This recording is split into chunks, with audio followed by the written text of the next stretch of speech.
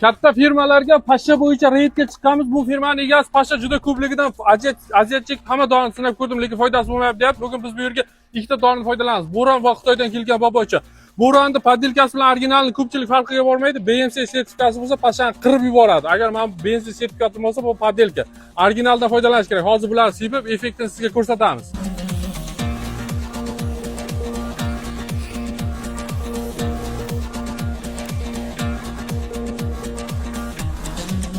Pashshalar qirib tashlaguncha qo'y biznesi haqida sizga qisqacha ma'lumot berib o'taman. Mana shu qo'chqorlarni egalari 3 oy oldin 4,5 million so'mdan bozordan olib kelgan ekan. Hozir o'rtacha taroziga tortib sotyapman 90 ming so'mdan.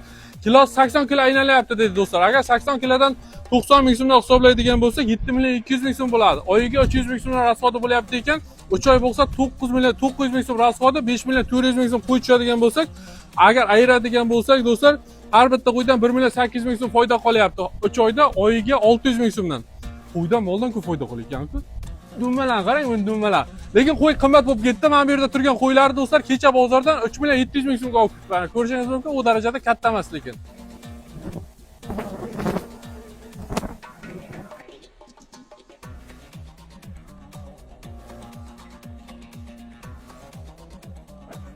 Og'a siz zo'risiz.